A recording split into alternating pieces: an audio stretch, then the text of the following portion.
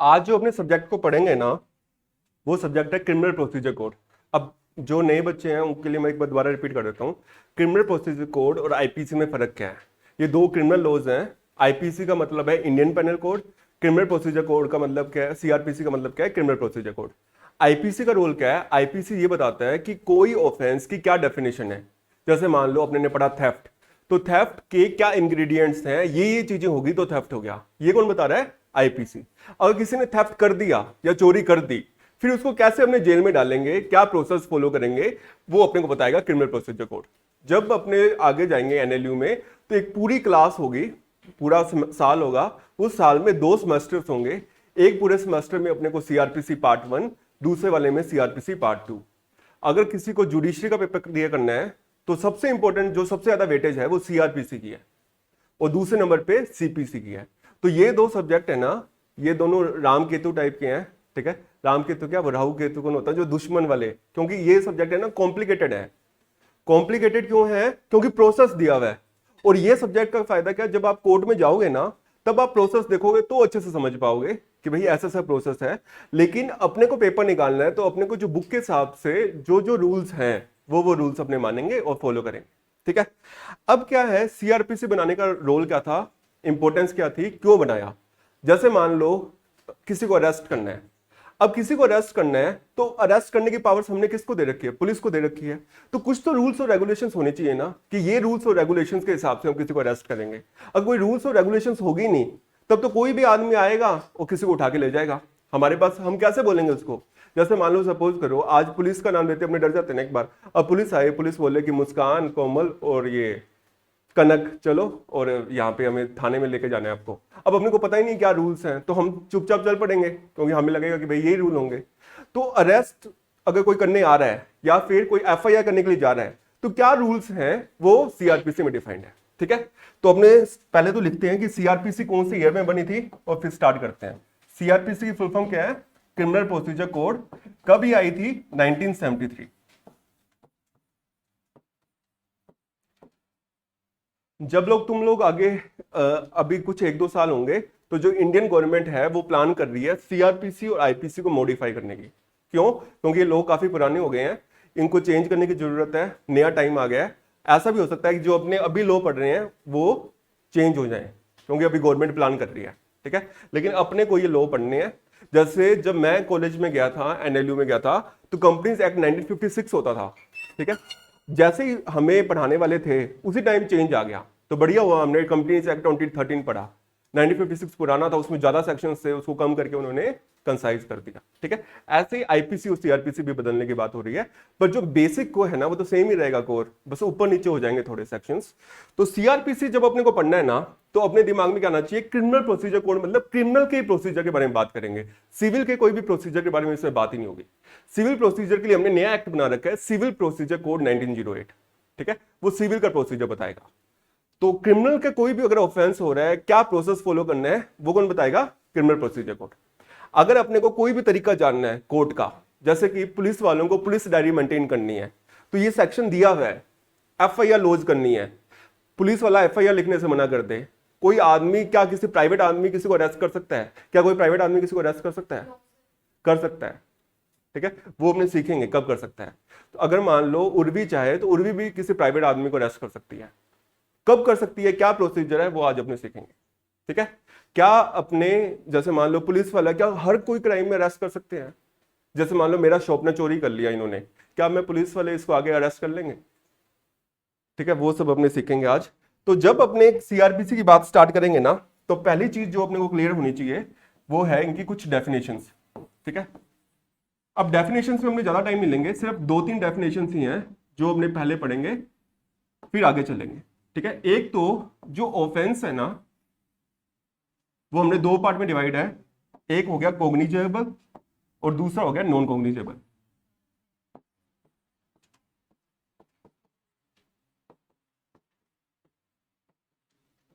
Cognizable 2C में defined है, और नॉन कॉग्निजेबल 2L में। क्या फर्क होता है दोनों में? कॉग्निजेबल ऑफेंस वो ऑफेंस हैं जिनकी सजा 3 साल तक की है। ठीक है, सॉरी उल्टा बोल दिया मैंने, कॉग्निजेबल ऑफेंस वो ऑफेंस है जिनकी सजा लगभग 3 साल से प्लस है, ठीक है, ज्यादा है, सीरियस ऑफेंस है। और नॉन कॉग्निजेबल ऑफेंस वो है जिनकी सजा अप टू 3 इयर्स है, और ये कम सीरियस वाले, ठीक है। ऐसा कोडिफाइड रूल नहीं है कि 3 साल से ऊपर वाले सारे कॉग्निजेबल हो गए और 3 साल से कम वाले नॉन कॉग्निजेबल हो गए, जनरली ये अप्लाई है। सीरियस ऑफेंस मतलब कॉग्निजेबल, नॉन कम सीरियस मतलब नॉन कॉग्निजेबल। इतना समझ में आ गया? कॉग्निजेबल ऑफेंस कौन से हैं, नॉन कॉग्निजेबल ऑफेंस कौन से हैं। हमने क्या किया, कैटेगरी बना दी। जैसे एक होता है ना, अपने घर पे मान लो अपने ने कुछ शरारत की, तो अगर छोटी सी शरारत है तो हमको पता है इसमें डांट पड़ जाएगी, ज्यादा बड़ी है तो मार भी पड़ सकती है ना। तो लॉ ने भी क्या किया, दो टाइप के ऑफेंस कर दिए। एक तो कर दिया कॉग्निजेबल ऑफेंस, कॉग्निजेबल मतलब बहुत ज्यादा सीरियस ऑफेंस कर दिया आपने। नॉन कॉग्निजेबल ऑफेंस का मतलब कम सीरियस। क्या लॉजिक था इन दोनों को करने का, पावर्स देने के लिए। पुलिस के पास पावर है कि अगर कोई आदमी कॉग्निजेबल ऑफेंस कर रहा है, सीधा उसको पकड़ ले बिना कोई वारंट के। क्या लॉ है, अगर कोई भी आदमी कॉग्निजेबल ऑफेंस कर रहा है, ठीक है, तो पुलिस को क्या करना है, किसी की परमिशन नहीं लेनी। क्या करना है, सीधा जाके उस आदमी को क्या कर लेना है, अरेस्ट।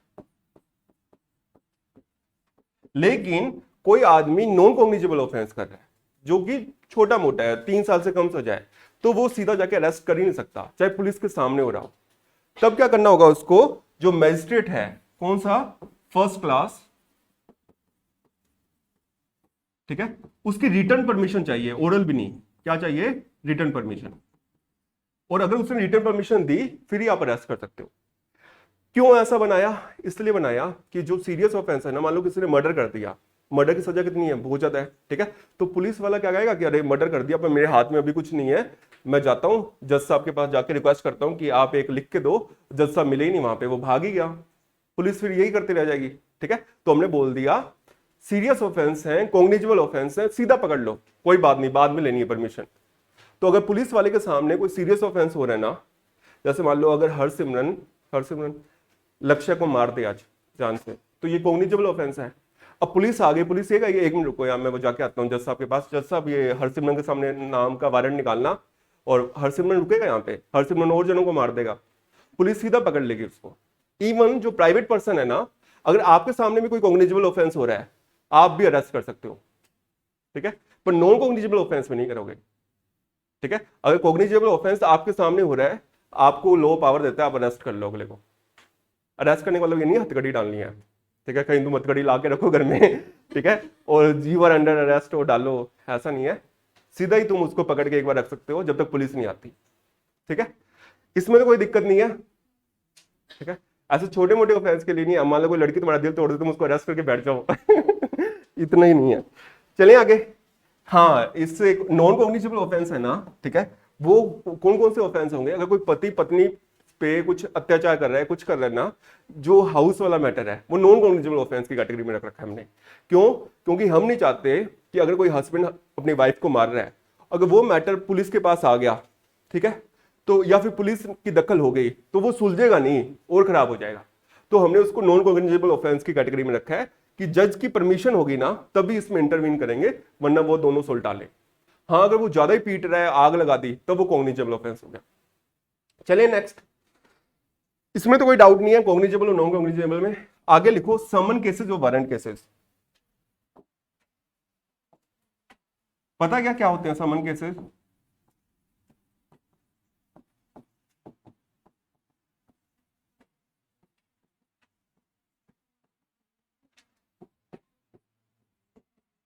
जो भी ऑफेंसेस हैं अप टू 2 इयर्स जिनकी पनिशमेंट है, वो सारे के सारे केस कौन से हो गए, समन। जिनकी 2 इयर्स से ज्यादा है और अप टू डेथ तक की जो भी ऑफेंस है वो वारंट। सीरियस कौन से होंगे, समन या वारंट? वारंट, ठीक है। जब देखो क्या है ना, जैसे अब तुम जज बन गए, अब जज बनने के बाद तुम्हारे पास पावर है कि अगर तुमने समन केस में, तुम जैसे मान लो कोई छोटा मोटा मैटर है 2 साल का, समन इशू करोगे। समन इशू करने का मतलब क्या है, एक लेटर जाएगा, उसको बोलेंगे, डाकिया जाएगा कि आपको जज साहब ने बुलाया, आप इस दिन पेश हो, ठीक है। वारंट केस में क्या है, आपने वारंट इशू कर दिया ना, पुलिस जाके उठा लाएगी सीधा, उसमें इतना है ही नहीं नौबत, क्योंकि तुमने 4 साल वाला क्राइम कर रखा है, तुम आओगे नहीं, तुम्हें हमें पता है इतने शातिर हो। वारंट जाएगा, पुलिस जाएगी, वारंट दिखाएगी, उनको कहेगी बैठो जीप में, बस टाइम ही नहीं है अभी चलो, ठीक है। टाइम थोड़ी देंगे कि भाई आप 4 दिन बाद आना, 5 दिन बाद आना, तुरंत उसको उठा लेंगे, ठीक है। तुरंत ही वो जज के सामने आएगा और उसको अपने पकड़ लेंगे। अब अपने जो चैप्टर शुरू कर रहे हैं ना, वो चैप्टर है अरेस्ट। हम क्या सीखेंगे, कौन सा केस है जिसमें अरेस्ट के बारे में बता रखा है, क्या क्या अरेस्ट के ग्राउंड्स हैं, कैसे हम किसी को अरेस्ट करेंगे, क्या क्या बातों का ध्यान रखेंगे, और कैसे अरेस्ट जब हमने कर लिया फिर हम क्या प्रोसीजर फॉलो करेंगे, ठीक है। इसमें तो कोई डाउट नहीं है, ये सिर्फ मैंने वही डेफिनेशन ली है जिसका मैं यूज करना है, बाकी डेफिनेशंस तो ऐसे बहुत हैं, ठीक है। चलो हेडिंग डालो अरेस्ट।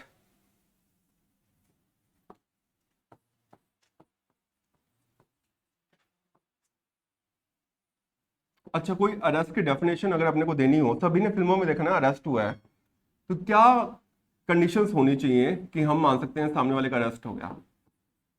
अच्छा, मैंने बोल रखा है कि मेरी 2 घंटे की क्लास है, कोई बाहर निकलेगा नहीं, क्या मैंने अरेस्ट कर रखा है तुम लोगों को? क्या मैंने तुम्हें अरेस्ट कर रखा है? अगर मैं बोल रहा हूँ 2 घंटे तक मेरी क्लास को सुनना ही सुनना है, बाहर जाना अलाउड ही नहीं है, चाहे कितनी बोरिंग लग रही हो, चाहे कितना बेकार हो, क्या ये अरेस्ट है? किसको अरेस्ट बोलेंगे?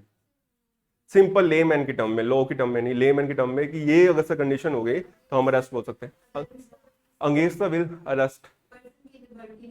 हाँ, लिबर्टी बहुत इंपॉर्टेंट वर्ड है, सही बोला दिव्या ने, कि अगर हम किसी की लिबर्टी है उसको छीन रहे हैं, उसको रेस्ट्रिक्ट कर रहे हैं, उसकी मूवमेंट कहीं से भी जाने के लिए, वो अरेस्ट हो गया। अरेस्ट का मतलब हथकड़ी नहीं है, ठीक है। अरेस्ट का मतलब क्या है, आप उसकी मूवमेंट को रिस्ट्रिक्ट कर रहे हो कि आप यहां से बाहर नहीं जाओगे, ठीक है। बहुत ऐसे केस आए हैं कि हैंडकफ्स है ना, उनको बैन करने के लिए बोल रहे हैं, कि क्यों, जैसे कोई एक्यूज्ड है, अगर उसको अपने बोल दें कि तुम्हें हम या उसको अरेस्ट कर रहे हैं और वो बेकसूर निकले बाद में, यूं ही हथकड़ी पहना दी, कितना बुरा लगता है ना। और बाद में तुम पता लग गए एक्विट हो गए, तो लॉ ने बोला है अगर आपने बोल दिया ना किसी को कि आप अंडर अरेस्ट हो और वो आदमी कोऑपरेट कर रहा है, तो कोई हैंडकफ नहीं पहनाना, ठीक है। हैंडकफ पहनाने से क्या, अगले का भी तो ये डिग्निटी खत्म हो रही है। एक बार तुम्हें हथकड़ी बना के ले गए, फोटो छप रही है अखबारों में, बाद में चाहे तुम्हें छोड़ दिया हो, एक बार तो फोटो ही वायरल होगी ना। अब तुम्हारा बच्चा का बिखेर रहा होगा कि देखो तुम्हारे पापा को पुलिस ले गई थी पकड़ के। अब मेरे पापा डॉक्टर हैं, ठीक है, तो गली में क्या हुआ, पोस्टमार्टम के लिए पुलिस आती थी बहुत बार, ठीक है, करवाने के लिए, तो वो गली वाले सोचते हैं कि उसके पापा को पकड़ के लेके जा रहे हैं पहले तो मेरे को भी नहीं पता लगा, फिर वो बाद में धीरे धीरे समझ में आया ना सबको कि भाई पोस्टमार्टम के लिए आए, उनको लगा इन्होंने कोई कांड कर दिया और बाप को लेके जा रहे हैं पकड़ के, तो लोग तमाशा देखने आ गए हैं। तो चलो, अरेस्ट में क्या है,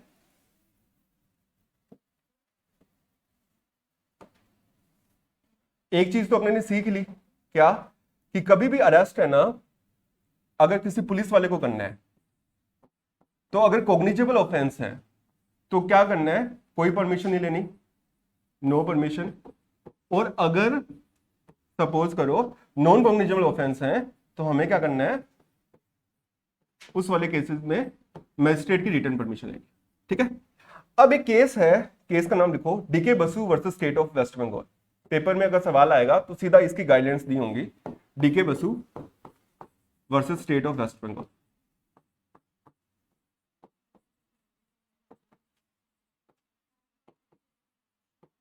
इसमें अरेस्ट को डिफाइन कर रखा है, इसको हमने पढ़ेंगे। इसको पढ़ने से पहले एक पीडीएफ पढ़ेंगे, उस पीडीएफ को हमने समझेंगे और फिर आगे चलेंगे।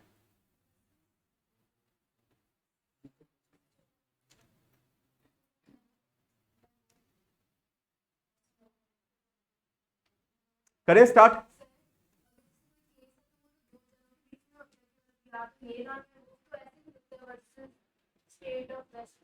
देखो एक चीज और समझ लो, कोमल का बहुत अच्छा सवाल है। कोमल ये कहना चाह रही है कि जो केस होता है तो दो जनों के बीच में होता है, जैसे मान लो अंकुश वर्सेस कोमल, ठीक है, तो Ankush versus state of waste Bengal क्यों आ रहा है, या Ankush versus union of India क्यों आ रहा है? इसका जवाब ये है, जब सिविल मैटर होंगे ना, तब मैं केस करूंगा कोमल पे, लेकिन अगर मैंने मर्डर कर दिया कोमल का, तो कोमल तो इस दुनिया में है ही नहीं, तो कोमल की फैमिली वर्सेस भी मी नहीं होगा। हमेशा जो जहां पे मर्डर हुआ ना, वो स्टेट मेरे पे केस करेगी, स्टेट ऑफ राजस्थान वर्सेस अंकुश शर्मा। या फिर मैंने कोई क्रिमिनल, जैसे कोई भी क्राइम कर दिया, फ्रॉड भी कर दिया, चाहे कोमल जिंदा है, कोमल केस नहीं करेगी, जो स्टेट ऑफ राजस्थान वर्सेस अंकुश होगा। सलमान खान ने 10 जनों को मार दिया, ठीक है, तो वो 10 जने हैं वर्सेस सलमान खान नहीं होगा, स्टेट ऑफ महाराष्ट्र वर्सेस ये। रेप किया, आसाराम ने रेप किया वो लड़कियों का, वो लड़कियां जिंदा हैं, पर लड़कियां वर्सेस आसाराम नहीं है, स्टेट ऑफ राजस्थान जहां पे रेप हुआ वर्सेस आसाराम। सलमान खान जेल में नहीं है। हाँ, वो कोर्ट से ले आया रिलीफ, बेल मिल गई उसको कि भाई अभी चार्जेस हैं चल रहे हैं, कि अभी पता लगेगा, अभी फाइनल नहीं हुआ ना। जब फाइनल आ जाएगा, जैसे नीचे वाले कोर्ट ने उसको कन्विक्ट वो बोल दिया कि आपने गलत किया है, कन्विक्ट हो, अपील कर दी ऊपर वाले कोर्ट में, ठीक है, ऊपर वाले कोर्ट में पेंडिंग है मैटर, चल रहा है। राहुल गांधी भी तो जेल में नहीं है अभी। करें स्टार्ट।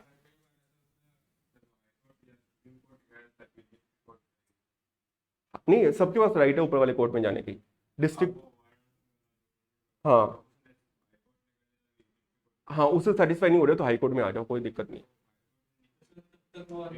हाँ नहीं, उसके बाद आ सकते हैं फिर भी, अगर उससे सेटिस्फाई नहीं, उन्होंने कहा पहले डिस्ट्रिक्ट कोर्ट में जाओ, फिर वहां से सेटिस्फाई ना हो तो आना, सीधा थोड़ी जाने देंगे सुप्रीम कोर्ट। चलो, an arrest is act of taking a person into custody. Arrest का मतलब क्या है, आप किसी पर्सन को कस्टडी में ले रहे हो as he she may be subjected of a crime or an offence. It is done because a person is apprehended for doing something wrong. After arresting a person further procedure like interrogation investigation is done. Arrest होते ही सबसे पहले हम interrogation करेंगे, पूछेंगे उससे कि तुमने ये गलत किया या नहीं किया, फिर वो जवाब देगा, फिर हम आगे चलेंगे, ठीक है।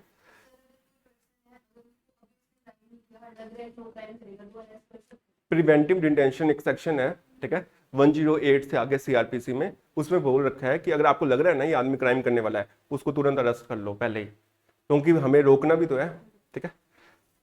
If you look at the dictionary meaning of the word arrest, it is mean to seize to or to capture. ये इसका सही मीनिंग है अरेस्ट का, मतलब सीज या कैप्चर करना। थोड़ा सा फास्ट चलेंगे नहीं तो खत्म ही नहीं होगा। To bring to a stop और टू मेक इट इनएक्टिव।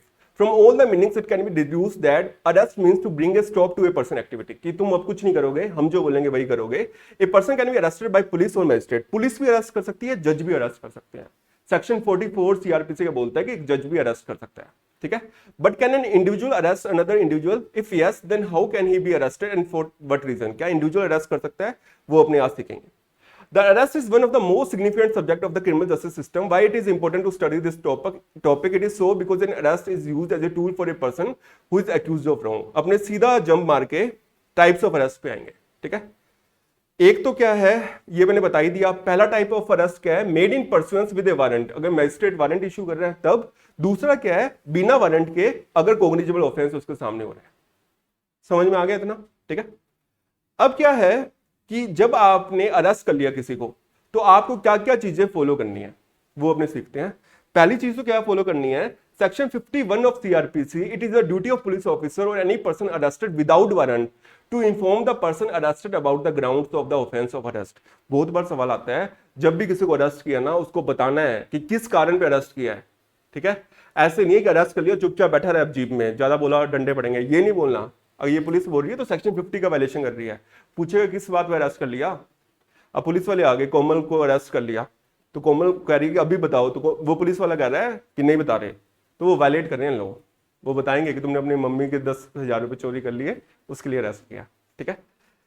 आगे क्या है, secondly in the case where the arrest is made under a warrant, the police officer under section 75 CrPC is required to inform the person arrested about the substance of warrant and if required to show the order. अगर आपने court के order पे किया है तो section 75 क्या बोलता है सीआरपीसी का, दिखा दो वारंट, ये जज का वारंट है, साइन है, इनसे पूछो अब जाके, ठीक है। अगर तुमने कॉग्निजेबल ऑफेंस में किया है तो सीधा रीजन बता दो कि हमें ये लगा तुमने मर्डर किया या ये किया है।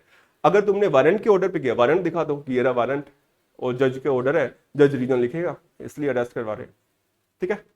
दोनों सेक्शन समझ में आ गए, 75 और 50।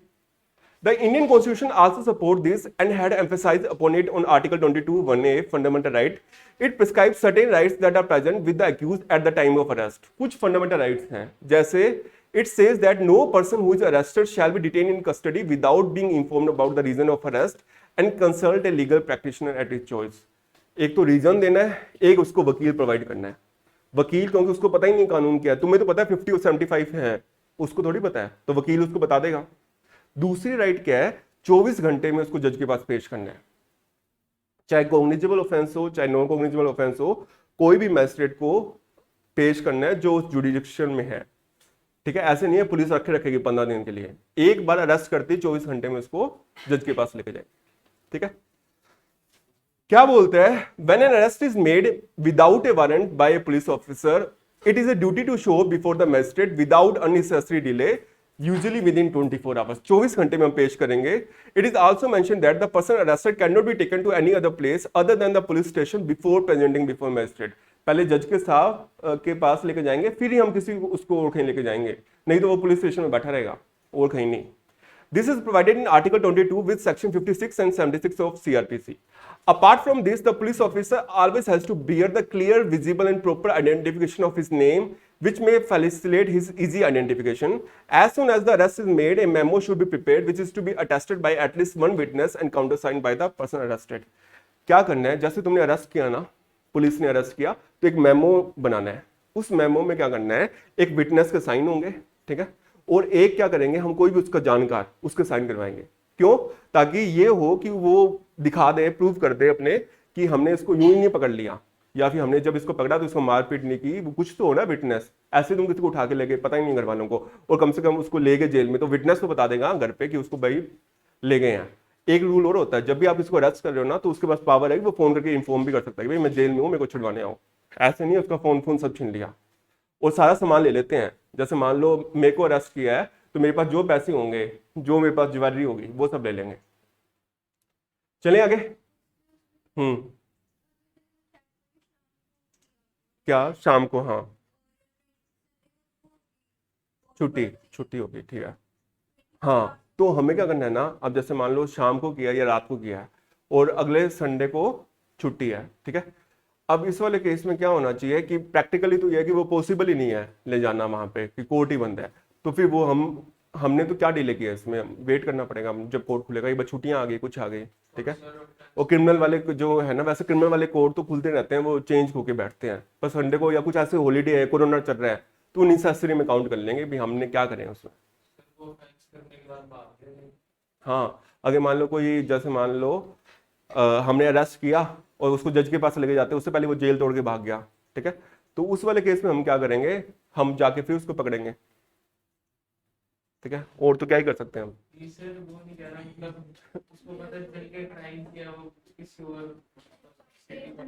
हाँ, क्राइम करके भाग गया। हाँ, तो अगर मान लो जैसे किसी ने यहाँ पे मर्डर किया, वो भाग के उड़ीसा चला गया, तो हमारी पुलिस के पास पावर है कि हम उड़ीसा जाके पकड़ लेंगे उसको, और हमें मिल ही नहीं रहा तो हम क्या करें, बस बैठे रहे लाभ। अब सिद्धू मूसे वाले को मार के भाग गए ना, तो कहाँ पकड़ा गया वो, ठीक है। वो गोल्डी बराड़ तो बाहर बैठा है, ठीक है। हनी सिंह को भी उसे कल धमकी दे दी, हनी सिंह कह रहे हैं मेरे को डर लग रहा है ठीक है, चलें आगे। आगे क्या है, when apart from this police officer always has to bear, ये पढ़ लिया था हमने ने। और जो अरेस्टेड पर्सन है सेक्शन 41D में जो लीगल प्रैक्टिशनर है, उसके पास उसकी एडवाइस ले सकता है और वो चलेगा, ठीक है। अरेस्ट बाय वारंट अपने ने पढ़ लिया है, नेक्स्ट पे चलते हैं। अरेस्ट विदाउट वारंट पढ़ लिया। सेक्शन 42 लिखो फटाफट कॉपी में, सेक्शन 42 ऑफ CRPC।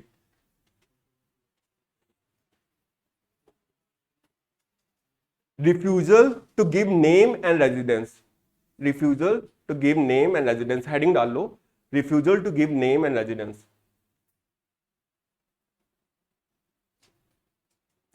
जैसे कि refusal to give name and residence, अगर कोई आदमी अपना नाम नहीं बता रहा या पता नहीं बता रहा, कब नहीं बता रहा, जब आपके सामने पुलिस ऑफिसर के सामने कोई नॉन कॉग्निजेबल ऑफेंस हुआ है। नॉन कॉग्निजेबल ऑफेंस कौन सा था, जो कम सीरियस था। आप उससे पूछो कि तुम्हारा नाम बताना, वो कह रहा नहीं बता रहा, तुम्हारा पता बताना, नहीं बता रहा, अब बैठ जा जीप में, उसको ले जाएंगे, ठीक है। अगर वो कहता कि मेरा नाम अंकुश है, मैं सियाग हॉस्पिटल के पीछे रहता हूँ, कोई बात नहीं, चलो जाओ वापस। लेकिन वो अपना नाम और पता नहीं बता रहा, तो आप जो नॉन कॉग्निजेबल ऑफेंस किया है ना, उसको भी पकड़ सकते हो, ठीक है। किया है जिसने, उसको भी। जैसे मान लो तुमने कॉग्निजेबल ऑफेंस किया है, तब तो मैं सीधा ही पकड़ लूंगा तुम्हें। तुमने नॉन कॉग्निजेबल ऑफेंस किया है, तो मैं पूछूंगा तुम्हारे, जैसे मेरे सामने हुआ है नॉन कॉग्निजेबल ऑफेंस, मैं पूछूंगा कि तुम्हारा नाम क्या है। तुमने कहा कोमल है, मैंने कहा तुम कहाँ रहती हो, तुमने कहा कहाँ रहती हो, सद्भावना नगर रहती हो, तो मैं कहूँगा सद्भावना नगर चले जाओ तुम, कोई दिक्कत नहीं है। पर तुमने नहीं बताया नाम और पता, तो मैं तुम्हें अरेस्ट कर लूंगा, ठीक है। लाइन पढ़ते हैं। Section 42 of CRPC states says that when a person has committed a non-cognizable offense and refuses to give his name or address or gives a false name, गलत नाम बता दिया उसने, ठीक है, and address on the demand of the officer, he may be arrested by such officer। may word है, देखो ये वर्ड यूज करना ध्यान से। may और shall का क्या मीनिंग है, shall में तो वो करेगा ही करेगा, may का मतलब उसको लग रहा होगा ना, तो नहीं लग रहा होगा तो नहीं, डिस्क्रिशन है। shall का मतलब करना ही करना है, मे वर्ड आ गया तो पुलिस वाले को लग रहा है करना है तो कर लो, नहीं लग रहा तो छोड़ दो, पर वो नहीं है, करना ही करना है। चलिए आगे। Section 42 clause 2 says that a person so arrested may be released after ascertaining the true name or residence, but only after executing a bond with or without sureties to appear before the magistrate if required. But if the person is not a resident of India, then bond should be secured by a security or securities of residence of India. मान लो तुमने उसको arrest कर लिया, बाद में तुमने उसका ID उडी देखी, तुम्हें उसका नाम पता लग गया, पता लग गया, अब उसको छोड़ दो, जाने दो।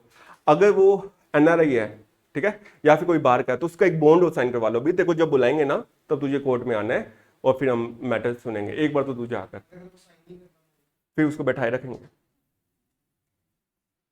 Section 42 clause 3 most important, if the true name और address of the person is not found within 24 hours, 24 घंटे में पता नहीं लगा क्या नाम है क्या पता है, और if he fails to execute the bond, जैसे इसने पूछा बॉन्ड ही साइन नहीं कर रहा, और required sureties, then he has to be presented before the magistrate falling within the jurisdiction. तो उसको जज के पास ले जाएंगे, ना तो नाम बता रहा ना पता बता रहा, और 24 घंटे हो गए हैं, अब आप भी देखो क्या करना है इसका। चाहे कुछ भी क्या, तो हमारे सामने नॉन कॉग्निजेबल ऑफेंस तो किया ही है, ठीक है, ऐसे थोड़ी किसी को भी ले जाएंगे, ऐसे थोड़ी उठाने देंगे बाय मिस्टेक।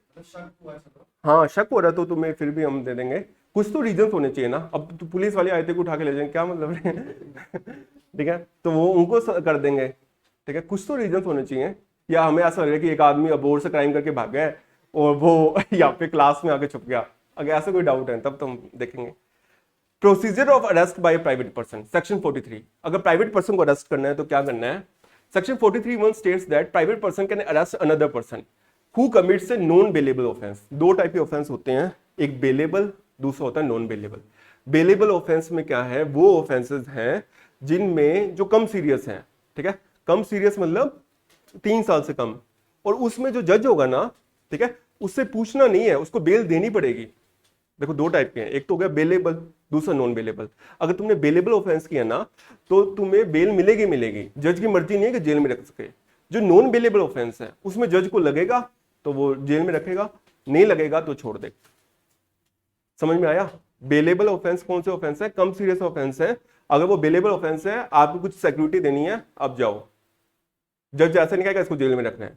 जो नॉन बेलेबल ऑफेंस है ना, वहां पे डिस्क्रिप्शन है, जज रख भी सकता है जेल में, छोड़ भी सकता है, पर ज्यादातर जज छोड़ता नहीं। जज कहेगा हमें क्या पंगा है। पता है क्या, एक चीज और है, कोई भी आदमी लाइबिलिटी लेके राजी नहीं है। अब तुम लोग जज बन गए, कितनी औखे से जज बन रहे आदमी, ठीक है, उसके बाद तुम कोई क्रिमिनल आ रहा है, तुम कहोगे हमें क्या पता ये भाग बुक गया, इसको रखो जेल में रखो, बढ़िया है, ठीक है। तो जज भी तो अपनी पावर यूज करेगा ना, ठीक है, वो क्यों किसी को जाने देगा। उसको पता है कि यहाँ पे अपना वो देखो, एक चीज है, न्याय लेना बहुत औखा है इंडिया में, ठीक है, कोई आदमी काम करके राजी नहीं है, ठीक है, उनको पता है कि भाई जो जैसा हो रहा है चलने दो बस, हम क्यों पंगे ले फालतू में। 10 मिनट मिलते हैं एक बार पढ़ने के लिए, वो आएगा समझाएगा, जो थोड़ा बहुत समझ में आया ठीक है, अगला केस आ गया। एक ही केस थोड़ी सुनना दिन में, 25 केस आएंगे, 5-5 मिनट है, वो 5 मिनट वकील कुछ बोलता है, कागज कुछ देखता है, कहता अच्छा बेल नहीं है ना, नो मर्डर किया, हाँ लगा, अंदर ही बैठे रहने दो बस, अगली तारीख 20 दिन बाद आ रही है, वो भूल ही गया, ट्रांसफर हो गया उसका, नया आदमी आएगा, अगर नए सिरे सुनेगा कहानी। तो वो कुछ एक बार हॉस्पिटल, कोर्ट, पुलिस, इन चक्रों में ना ही पड़ो तो ही अच्छा है। बाहरी सेटलमेंट हो जाए तब भी बढ़िया है। अंदर जाओगे तुम सही हो तो भी तुम फंसोगे, गलत हो तो भी तुम फंसोगे। वकील जो बैठे हैं वो दोनों तरफ से पैसे कमाने वाले हैं, पुलिस है दोनों तरफ से पैसे कमाएगी, ठीक है, और रगड़े जाएंगे जो बेचारे आदमी है, ठीक है। तो कभी भी पुलिस, हॉस्पिटल और कोर्ट, और चौथा लड़कियां, इनके चक्कर में मत पड़ा ठीक है, जितना दूर रहोगे उतना ही ठीक है। हाँ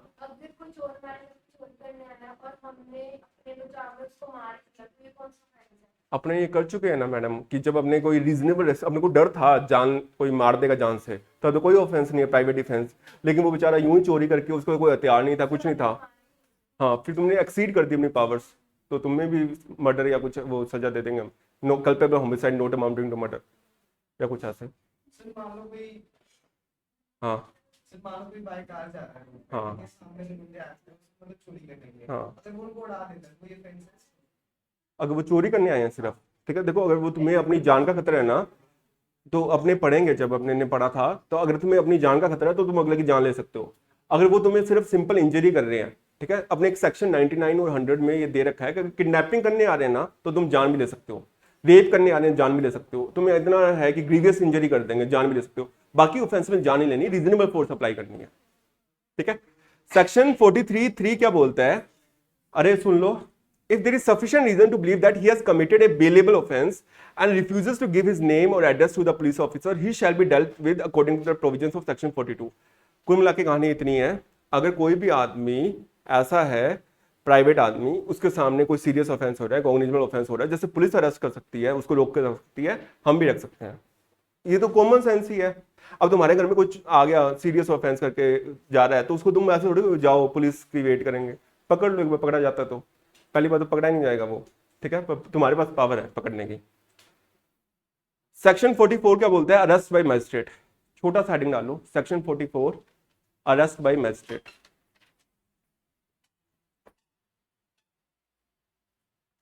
मजिस्ट्रेट और जज में क्या फर्क है बताओ। ये शाबाश, बड़ी बात कह दी है, जज बड़ा है, जज से बड़ा कौन है।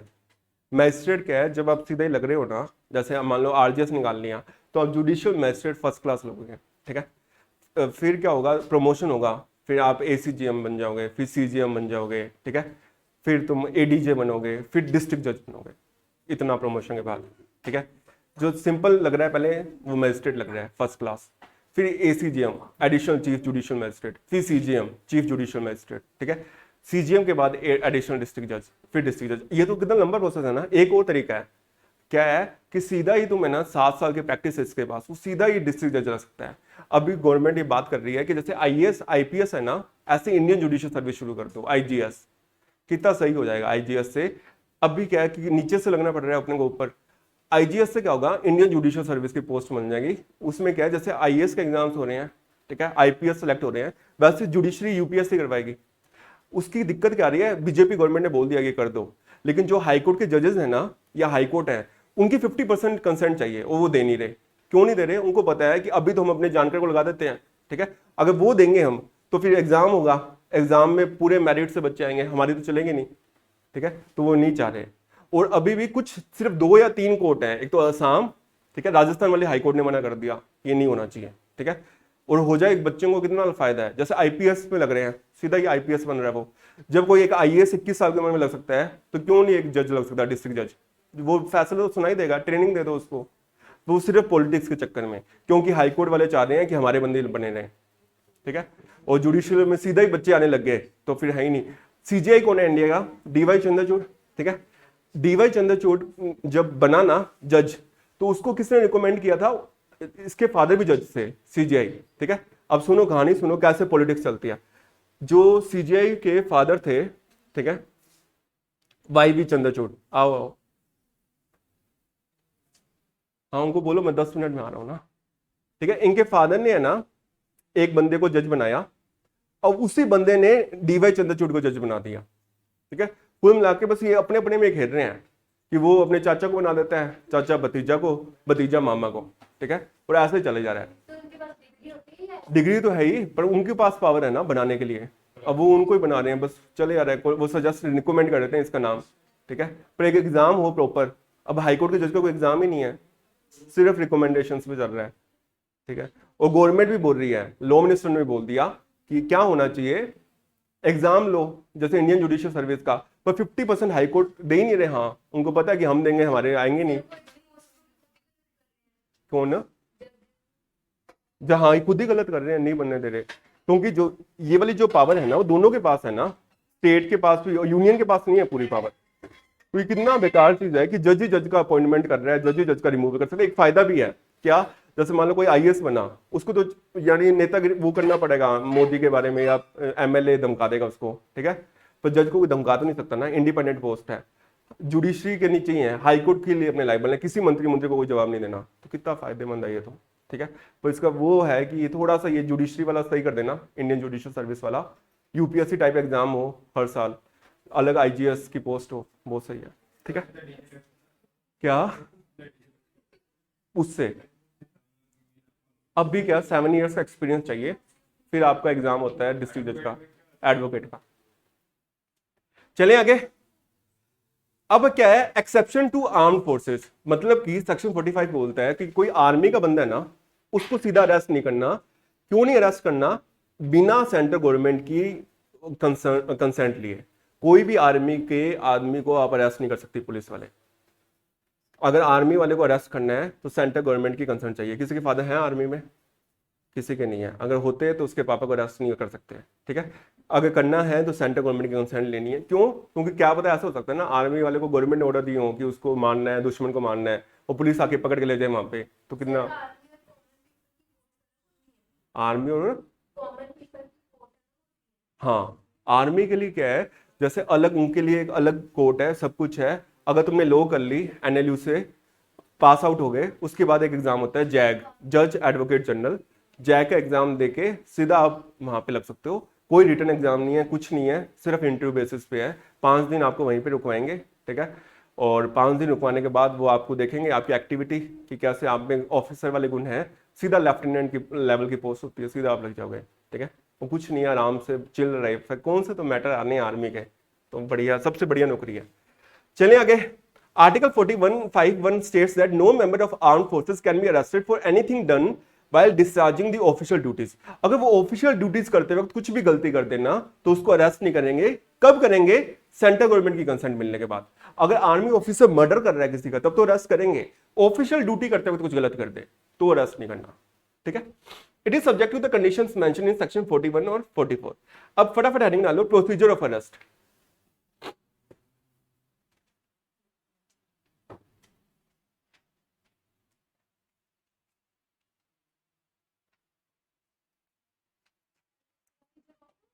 अरेस्ट, देखो कोई आदमी है ना, ठीक है, कोई भी आदमी है तो उसको आप टच करके अरेस्ट करोगे या उसको कन्फाइन कर लोगे, लेकिन वुमेन को टच नहीं करना।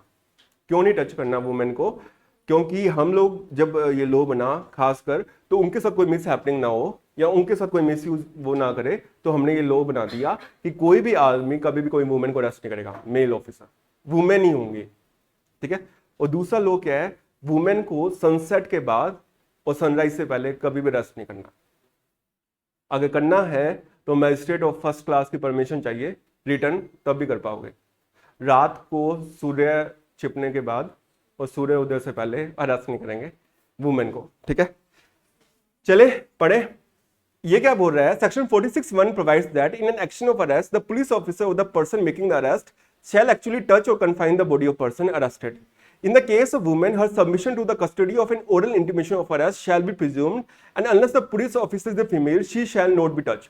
फीमेल लड़की टच कर सकती है उस लड़की को, मेल टच नहीं करेगा, ठीक है। At the time of arrest, but in exceptional situation contrary to what is mention it can be done. Exceptional हो गए, बहुत ही ज्यादा कोई लड़की बहुत ही मारे जा रही है, कुछ अलग ही कर रही है, तब तो हम करेंगे, लेकिन वैसे ऑर्डिनरी केसेस में आदमी नहीं आएगा टच करने, ठीक है।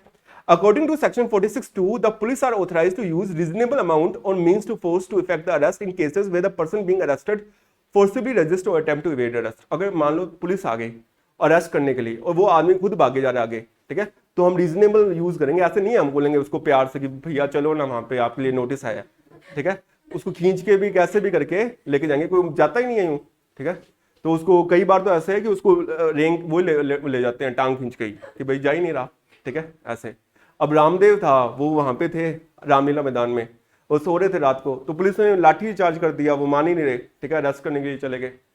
हमारे एनएलयू में स्ट्राइक कर दी बच्चों ने, ठीक है, स्ट्राइक कर दी, और स्ट्राइक भी मजे मजे में, ठीक है, कुछ नहीं। और स्ट्राइक में क्या हम लोग, मैं उस टाइम फाइनल ईयर में था, 5th ईयर में, 5th ईयर में मैं बैठा हूँ बेड पे, 3-4 बच्चे और बैठे हैं, जगदीश, विक्रम, संजय, यूं ही शाम के 10:30।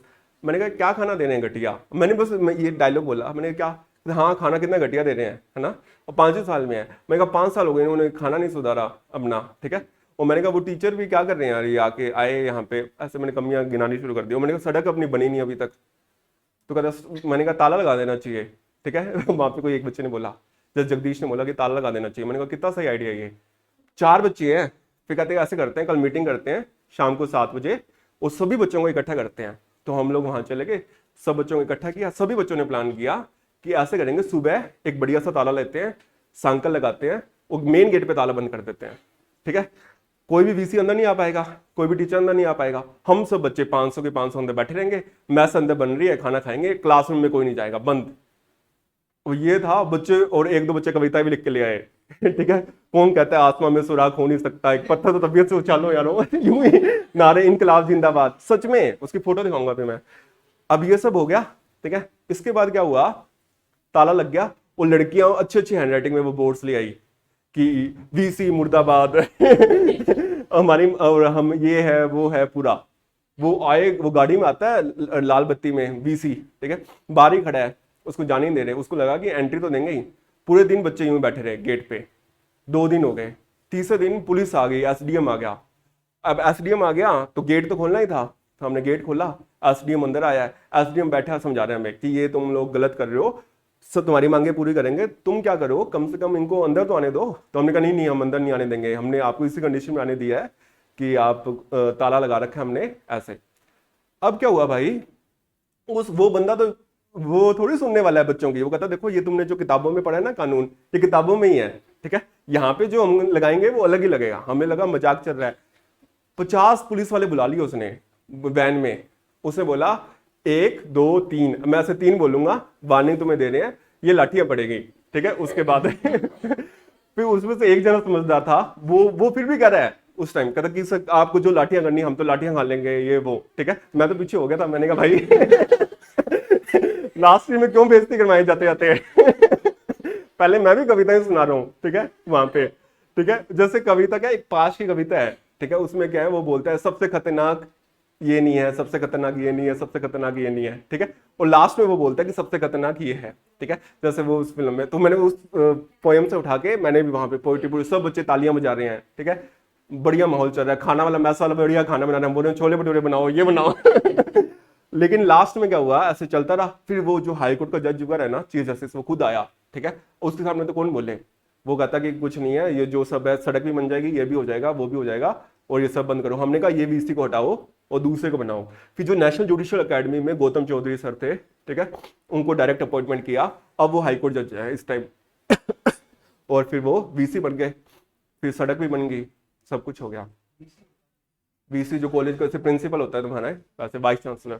जो चांसलर कौन होगा, जो हाईकोर्ट का चीफ जस्टिस होगा ना, वो चांसलर। उनको हटा दिया, घर पे जाओ। हैं रेड, वो तो उसकी पावर है ना, मिलेगी वो, बड़ी पोस्ट है, गवर्नर अपॉइंट कर रहा है सीधा, तो ठीक है।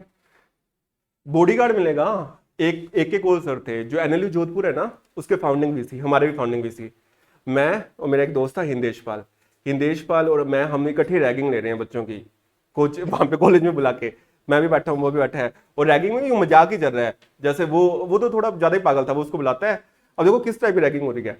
जैसे मेरा एक दोस्त है जगदीश, वो कहता है इधर आ, कहता तू कहाँ से है, वो कहता मैं एमपी से हूँ, कहता तुम्हारा नाम क्या है, कहता ठीक है, कहता ये पंखा दिख रहा है, कहता हाँ, कहता ये पंखे को गालियां निकालता रहे वो ऐसे गालियां निकाल रहा है, ठीक है।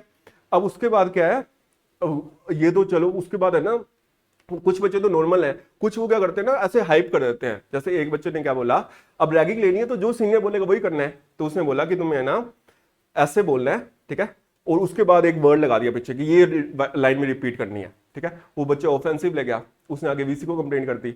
वीसी कहता कि जो बच्चे थे ना उनको बुलाओ, तो उसने हिंदेश का नाम ही लिया, जिससे वो ऑफेंड हुआ। अब हिंदेश आ गया तो वो बॉडीगार्ड खड़ा है, बॉडीगार्ड को वीसी कह रहा है शूट हिम, उसको, वो बंदूक लेके आते हुए फिर वो डर गया बेचारा, उसने थप्पड़ मार दिया वीसी ने, ठीक है। अब इतना मैटर हो गया, फिर वो मेरे को समझा रहे हैं, वो बाहर आया, बाहर में पता लगे तो को पता है वीसी ने थप्पड़ मार दिया। फिर मैंने अब से रैगिंग वैगिंग सब बंद है पर ये रैगिंग होती तो सब जगह ही है, ऐसा कुछ वो नहीं है, तुम लोग भी जाओगे तुम्हारी भी होगी रैगिंग। चलो आगे चलते हैं। Section 46(2) the police are authorised to use reasonable amount use करनी है, ठीक है। आगे चलते हैं। 46(3) does not give the right to cause the death of the person who is not accused of an offense। जान नहीं लेनी, नहीं ऐसे नहीं उसको पकड़ने के चक्कर में उसको ही मार दो, वो नहीं करना। The punishment in such case is death और इम्प्रिजमेंट फॉर लाइफ। हाँ, अगर वो उसने ऐसा ऑफेंस कर रखा है जिसकी डेथ पेनल्टी है ना, तो उसको पकड़ने के लिए उसकी जान भी ले सकते हो हम, ठीक है। अनलेस अनटिल जान नहीं लेनी। अगर वो अपने को मार रहा है या कुछ ऐसा ज्यादा ही हो गया, पुलिस वाले के पास तब भी पावर है इनकाउंटर बोल देते हैं उसको, कि वही तुम्हें पुलिस वाले को मारने लगा, पुलिस अपने आप को बचाने के लिए मार देगी। जैसे वो कौन था, एमपी में एक आदमी था ना, पुलिस ने ठोक दिया अभी, विकास दुबे। हाँ, विकास दुबे को भी मारा है, ठीक है। कौन था, एक अजीक अहमद, क्या नाम था उसका, नहीं वो पुलिस वाले नहीं मारे, वो तो बारी वाले मार के चले गए हैं। चलो जो भी था, आगे चलते हैं। सेक्शन 47 क्या बोलता है, सर्च कर सकते हो प्लेस, सर्च वारंट। आप किसी प्लेस पे गए, वहां पे आपको लग रहा है कि यहाँ पे कोई छुपा होगा, कुछ क्राइम होगा, तो उसको अपने सर्च कर लेंगे। 6-17 हो गए, आज क्लास को अपने यहीं खत्म करते हैं। वो तो मैं दिखाता हूँ लास्ट में, यहाँ पे होएगा।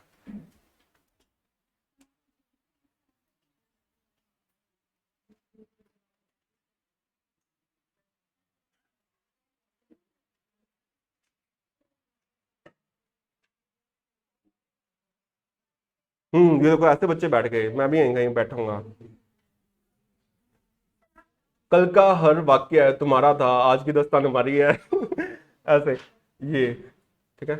इसमें इसमें तो नहीं है फोटो मेरी, तो ऐसे बच्चे है ना, ये सब ऐसे गेट गेट ही बंद कर दिया बच्चों ने। फिर ये वाला जो वीसी है ना, इनको नया बनाया। ये रात को बच्चे बैठे, इस टाइम पुलिस वाले आ गए थे, ठीक है, पुलिस वाली भी फोटो रहेगी।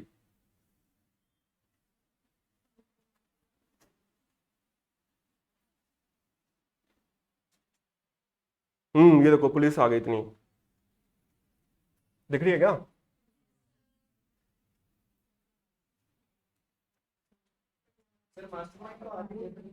बस स्टार्टिंग का, बाकी तो बाकी लोग ही संभाल रहे थे। चलो आज इतना ही करते हैं, बाकी अपने नेक्स्ट क्लास में करेंगे।